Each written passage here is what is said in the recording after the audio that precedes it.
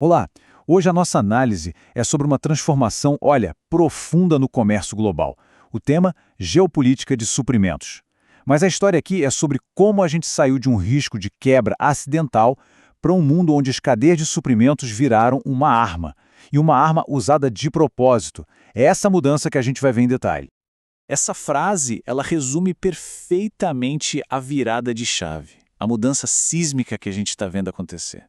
Pensa bem, o que antes era um probleminha de logística, sabe, coisa de planilha, virou uma questão de segurança nacional, de estratégia de Estado.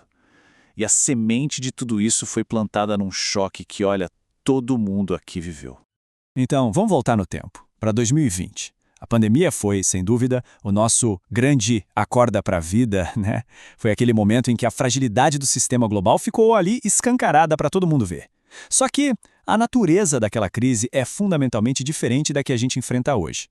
Olha, o choque de 2020, ele foi um acidente. Foi um vírus, uma questão de saúde pública que de repente travou tudo. A paralisação foi um efeito colateral, sabe? Não era o objetivo de ninguém. A grande lição que o mercado aprendeu ali foi sobre a fragilidade física das coisas. E a solução? Parecia simples. Vamos ter mais estoque, vamos depender menos de um fornecedor só. Parecia. Só que aquela crise, por mais grave que tenha sido, foi só o primeiro ato. Foi só o prelúdio, sabe? Ela estava, na verdade, preparando o terreno para uma evolução do risco muito mais deliberada, muito mais estratégica. E é aqui que a gente chega no ponto central da conversa. A cadeia de suprimentos, que antes ficava lá na salinha do pessoal de operações, de repente foi parar na mesa principal das negociações políticas globais. Ela deixou de ser um problema para se resolver e virou uma ferramenta para se usar. E esse contraste aqui é a chave de tudo. A ruptura não é mais um acidente de percurso, não. Agora ela é o objetivo. Navios, containers, semicondutores, isso não é só produtos se movendo de um lado para o outro. São alavancas de poder. E isso, gente, muda completamente o jogo. E essa nova realidade, ela opera sobre uma nova doutrina, um novo conceito, a soberania transacional. O que isso quer dizer na prática? Bom, significa que aquele livre mercado que a gente aprendeu na faculdade, ele está sendo reescrito. O acesso a produtos, a rotas comerciais, agora depende de uma pergunta bem simples. De que lado você está? E olha, isso não é papo de teoria não. A gente está vendo isso acontecer agora, na nossa frente. Acordos comerciais hoje não são mais só sobre tarifas e impostos. São sobre criar corredores seguros, protegidos. Países estão trocando acesso a minerais críticos, como lítio, por apoio diplomático. A cadeia de suprimentos virou de fato diplomacia de altíssimo nível. O que nos leva à próxima fase dessa história toda. Se lá na pandemia o problema era físico, o navio, o container, o novo campo de batalha é bem diferente. Ele é invisível, mas talvez seja ainda mais poderoso. É o fluxo do dinheiro. E essa imagem aqui mostra a mudança de forma genial. O risco não é mais o navio ficar preso no porto, sabe? O risco agora é o seguinte: o produto chega, direitinho, no destino, mas o pagamento é bloqueado. A cadeia de suprimentos financeira virou o novo calcanhar daqueles, o elo mais fraco da corrente. Tá, mas como é que isso funciona na prática? É um processo que a gente pode chamar de insolvência logística. Imagina a cena. O produto chega, tudo parece perfeito. Mas de repente o pagamento fica retido. O motivo? Uma nova barreira regulatória que apareceu do nada. E aí a liberação desse dinheiro vira uma moeda de troca para conseguir concessões políticas. E qual a consequência inevitável disso tudo? A fratura do sistema global. Aquela ideia de uma única cadeia de suprimentos, toda integrada, bonitinha, esquece.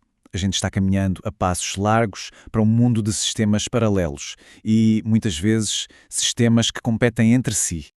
Essa tabela aqui mostra bem os dois grandes sistemas que estão surgindo. De um lado, temos uma cadeia focada em segurança, em alinhamento político e que gira em torno do dólar. Do outro, uma cadeia focada em acesso a recursos, em soberania, que usa moedas locais, commodities e as empresas. Bom, agora elas precisam aprender a navegar nesses dois ecossistemas ao mesmo tempo. Isso, claro, levantou uma pergunta crucial. Como é que se sobrevive nesse novo cenário? A resposta passa por uma mudança fundamental de mentalidade. Aquele velho mantra do just-in-time, sabe, focado ao máximo em eficiência e custo baixo, ele morreu. A nova era é a do just-in-case, onde ter resiliência e redundância estratégica vale muito mais do que o menor custo na planilha.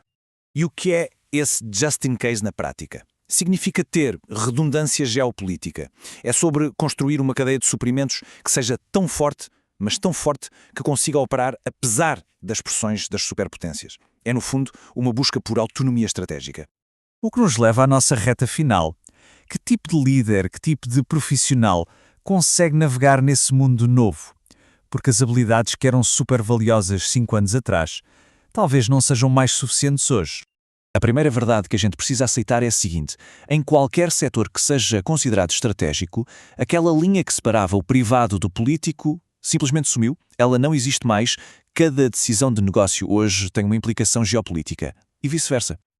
Então, o novo conjunto de habilidades é um híbrido. A capacidade de ler o cenário político, de sacar se uma sanção é só um blefe para ganhar a eleição ou se é uma mudança de política para valer, isso se tornou tão importante quanto saber negociar o frete. O estrategista de hoje precisa ser um polímata, um verdadeiro faz-tudo. E com isso, a gente volta para o começo da nossa conversa. A lição é clara e, vamos admitir, um pouco assustadora. Ser resiliente não é mais só uma boa prática de gestão, sabe? É, na verdade, a única estratégia viável para sobreviver num mundo onde as regras do jogo estão sendo reescritas o tempo todo. E a gente termina com uma pergunta, uma provocação que toda empresa, todo líder deveria se fazer agora. A sua estratégia está preparada para um mundo que quebra por acidente? Ou ela está preparada para um mundo que é quebrado de propósito? Porque, veja bem, se preparar para um acidente é uma coisa. Agora, se preparar para um ato deliberado, isso é um desafio de outra ordem.